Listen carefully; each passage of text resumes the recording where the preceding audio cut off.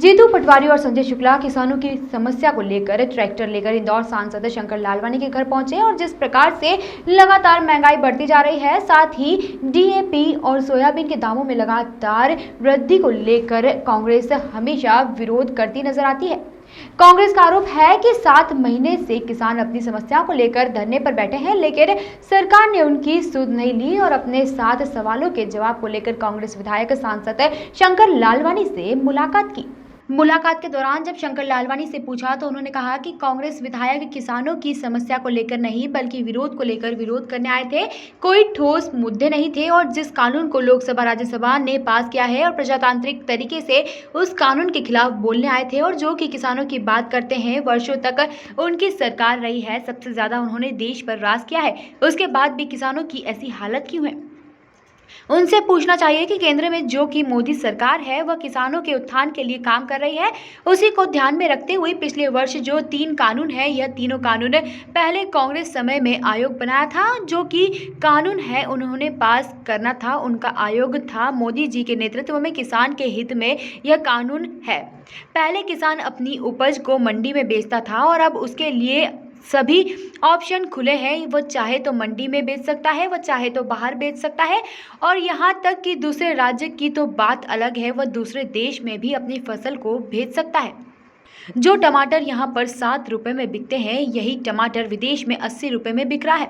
Congress contract farming का विरोध करती आ रही है और उनकी सरकार है साउथ में, वहाँ पहले से कॉन्ट्रैक्ट फार्मिंग चल रही है, वहाँ किसानों से कॉन्ट्रैक्ट कर लेते हैं। पहले इस कॉन्ट्रैक्ट फार्मिंग से सबसे ज़्यादा हित रखा है तो किसानों का रखा है, कॉन्ट्रैक्ट ज़मीन का नहीं होगा, कॉन्ट्रैक्ट फसल का होगा। कांग्रेस ने गुमराह करने का काम किया है। यह जो आंदोलन की बात है, इसके पीछे कौन लोग हैं? मोदी जी ने जो बात की है वह किसानों के हित में की है।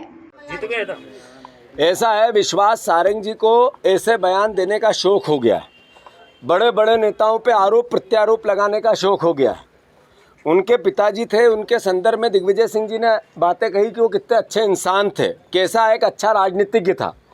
मैं मानता हूँ कि पेट्रोल डीजल के दाम जब कांग्रेस की सरकार थी तो 50 रुपये के आसपास थे, आज 100 रुपये से ऊपर है। तो विश्वास सारंग जी ने जब ये बात कही होगी तो मुझे अंदाज है होश से हवास में वो होंगे नहीं, क्योंकि होश में होते तो ऐसी बात नहीं कहते। पीडी शर्मा जी का कहना है कि 18 साल की 18 साल की भारतीय जनता पार्टी की सरकार है। मेरे मुख्यमंत्री शिवराज सिंह चौहान यहाँ मुख्यमंत्री कई लंबे समय से है। जितने भी गर्त में मध्य प्रदेश गया, वीडी शर्मा जी ने स्वीकार किया उनको साधुवाद कि शिवराज सिंह जी के कार्यकाल में मध्य प्रदेश गर्त में गया। ये वीडी शर्मा ने अगर स्वीकार कर लिया तो उनको साधुवाद। ये तो पता चली गया कि बीजेपी के लोग भी ये कहते हैं कि इनके कार्यकाल में गर्त में गया मध्य प्रदेश। अब बस आज का होगा। आज एक जनप्रतिनिधियों का परिवार होता है और जनप्रतिनिधि जिस भी जिले में हो, वो विधायक और सांसद का एक अपनी केमिस्ट्री होती है, अपना काम करने का एक तरीका होता है। पिछले 7 महीने से किसान दिल्ली की बॉर्डर पर काले कानून के खिलाफ बैठे हैं। हम हमारे सांसद से आग्रह करने आए थे कि जो बातें किसानों की मांगे हैं वाजिब हैं और उन मांगों को लेकर सांसद जी, आप सरकार के सांसद हो तो आप नरेंद्र मोदी जी से आग्रह करो कि किसान इस पूरे पेंडेमिक में शांति से, उनने उदाहरण पेश किया देश भर में, तो उन काले कानूनों को समाप्त किया जाए। हमने एक एक कानून पे उनसे डिस्कशन की, उन्होंने अपनी बात भी कही, हमने अपनी बात भी कही, पर सर्वविदित है, सबको पता है कि जब स्टॉक लिमिट अनलिमिटेड हो जाएगी तो कालाबाजारी का जो पार्ट होता है उसको बल मिलेगा। जब मंडियों पे एकाधिकार प्राइवेट सेक्टर का हो जाएगा तो किसानों का किसी भी रूप में नियंत्रण से बाहर मंडियां हो जाएगी तो किसानों का हित होगा, हित नहीं हो सकता है। और तीसरी बात जो सबसे महत्वपूर्ण है, जिसमें किसानों को लेकर समर्थन मूल्य कानून में लिखा जाना चाहिए। अगर आप प्राइवेट मंडी बनाना चाहते हो, स्टॉक की लिमिट घटाना अनलिमिटेड करना चाहते हो, तो फिर एमएसपी समर्थन मूल्य, मिनिमम सपोर्ट प्राइस हर हालत में कानून में लिख के आए, केवल बयान और भाषण में नहीं आए। जब भी सरकार के मंत्री से सरकार का वक्तव्य आता है तो वो कहते हैं कि अनलिमिटेड है ये स्टॉक, पर हम समर्थन मूल्य की गारंटी देते हैं, पर लिखेंगे नहीं। तो नहीं लिखेंगे क्यों, ये सवाल है। आज हम किसानों का जो दिल्ली में आंदोलन चल रहा है उसके समर्थन में हमारे सांसद से, इंदौर के सांसद से, यहाँ के इंदौर के विधायक ये मांग करने आए थे कि किसानों के हितों की आप रक्षा करो। आपको वोट किसानों ने भी दिया है, ऐसे ही देश में नरेंद्र मोदी जी को किसानों ने भी चुना है। किसानों में अगर किसी प्रकार का असंतोष है तो इसका मतलब है कि सरकार का दायित्व है कि उस असंतोष को दूर करे। इस पूरे परिप्रेक्ष्य में हम आए थे। कुछ लोकल मुद्दे भी चर्चा का विषय था। इंदौर में बीज की कमी है, बीज की, सोयाबीन के बीज की 10,000 से ऊपर बिक रहा है।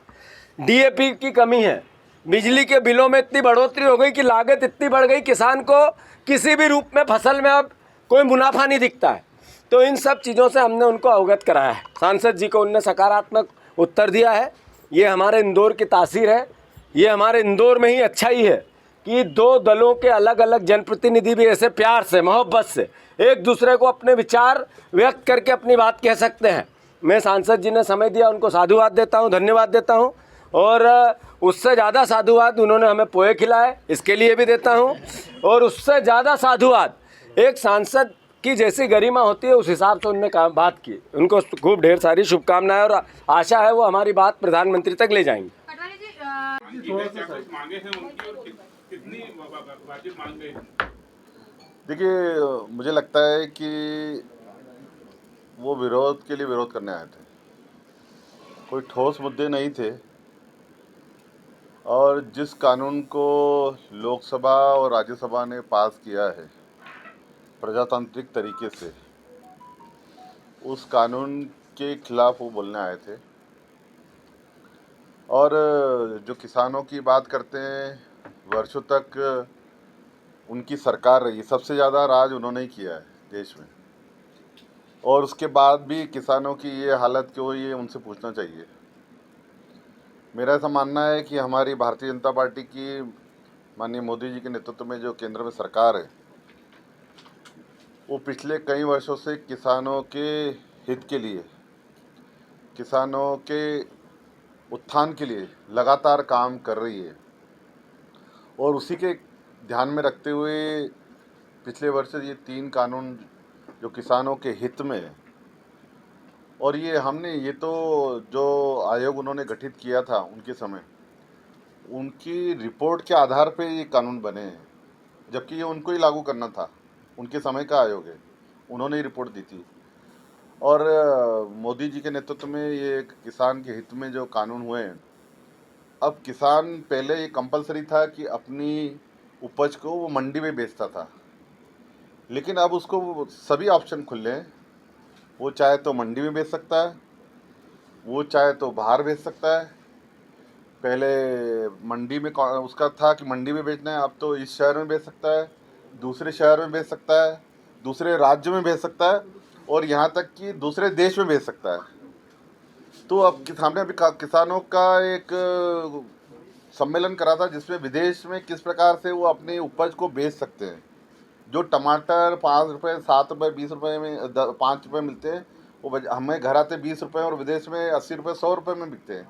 तो हमारा ये कहना है कि किसानों को ओपन मार्केट होना चाहिए। आज कोई भी वस्तु हम खरीदने जाते हैं बाज़ार में तो ओपन मार्केट है, हम चाहे यहाँ से लें, हम चाहे वहाँ से लें। तो ये तो होना चाहिए कि किसानों को खुला मार्केट देना चाहिए, उसकी मर्जी कि वो मंडी में, वो ऑप्शन है, मंडी में देना चाहते मंडी में, बाहर देना चाहते बाहर। और दूसरा, कहीं कहीं पहले से ही चल रहा था कॉन्ट्रैक्ट फार्मिंग का, उन्होंने एक बात का विरोध किया कॉन्ट्रैक्ट फार्मिंग का। मेरा ऐसा मानना है कि उनकी कांग्रेस की सरकार है, उनके समर्थक की सरकार है साउथ में, वहाँ कॉन्ट्रैक्ट फार्मिंग पहले से ही चल रहा है। हमारे मध्य प्रदेश में भी हमारे पास वाले ज़िले में कॉन्ट्रैक्ट फार्मिंग चलता रहता है। वहाँ फार्मर से कॉन्ट्रैक्ट कर लेते हैं पहले से ही। और ये जो कॉन्ट्रैक्ट की उनको जो कन्फ्यूजन है कि किसानों उसमें दब जाएंगे, वो किसानों का हित नहीं रहेगा। इस कॉन्ट्रैक्ट फार्मिंग में सबसे ज़्यादा अगर हित रखा है तो किसानों का रखा है, किसानों को ऊपर रखा है। किसान के हिसाब से कॉन्ट्रैक्ट होगा, और कॉन्ट्रैक्ट कोई ज़मीन का नहीं होगा, कॉन्ट्रैक्ट होगा फार्मिंग का, जो उपज वो कर रहा है उसका कॉन्ट्रैक्ट होगा। तो मुझे लगता है ये किसानों को गुमराह कर रहे हैं। और बात कर रहे थे कि मंडी में टैक्स कम आएगा, अरे भैया, मंडी में टैक्स तो शिवराज सिंह चौहान जी ने कम किया। और मीडिया में ही आया था कि जो वहाँ पर पंजाब और हरियाणा के जो आंदोलनकारी दिल्ली के आसपास जो बैठे हुए हैं, इनके पीछे कौन लोग हैं। वहाँ मंडी 7 से 8% टैक्स लेती है। अब आप बताइए, किसानों को ये 7-8% मिलना चाहिए कि मंडी वालों को मिलना चाहिए? तो ये गुमराह कर रहे हैं, ये किसानों के हित की बात नहीं कर रहे हैं। जो माननीय मोदी जी ने कानून पास किए, किसानों के हित में पास किए। बीज को लेकर उन्होंने कहा कि बहुत ज्यादा दिक्कत हो रही है, मंडियों में मिल नहीं रहा है, कीमत भी ज्यादा है, किसान सबसे ज्यादा उसी को लेकर। देखिए, 2 विधायक ग्रामीण क्षेत्र से मैंने उनसे ही पूछा, वो भी बीज का है, उसमें से एक विधायक ऐसे जो बीज का भी काम करते हैं। मैंने उनसे ही पूछा, उन्होंने खुद ने कहा कि लगातार 3 वर्षों से सोयाबीन की फसल खराब हो रही है और जो बीज होता है वो फसल से ही निकलता है। और उन्होंने खुद ने स्वयं ने स्वीकार किया, हाँ बीज खराब हुए हैं, बीज की उपलब्धता नहीं है। ये वो भी सर्वविदित है, हमें जाने। हमने बीच में आपने देखा होगा कि हमने सभी बीज के उत्पादनकर्ता, बीज के विक्रेता और किसानों की एक संयुक्त बैठक जिलाधीश के उपस्थिति में हमने यहाँ कराई थी। और हमने जो किसानों की समस्या थी, फार्मर की, उनके बीज उत्पादकों की समस्या थी, सरकार के सभी लोग बैठे थे और खुले मन से चर्चा की। हम भी चाह रहे हैं बीज उपलब्ध हो, कम दाम में उपलब्ध हो, और उसके लिए प्रयास भी कर रहे हैं। सर, दिग्विजय सिंह जी ने मोदी जी को सत्यानाशी बताया है और कहा है कि उनकी कुंडली में लिखा है कि वो जहाँ जाएंगे वहाँ पर सत्यानाशी होगा। तो इस तरीके के बयान दिग्विजय सिंह जी देखो, दिग्विजय सिंह जी हमेशा इस प्रकार के बयानों में चर्चा देते हैं और अब उनको चर्चा में रहना रहता है, इसलिए वो इस प्रकार के बयान देते हैं। सर, पेट्रोल डीजल कैनन न्यूज़ के लिए इंदौर से जय सिमरिया की रिपोर्ट।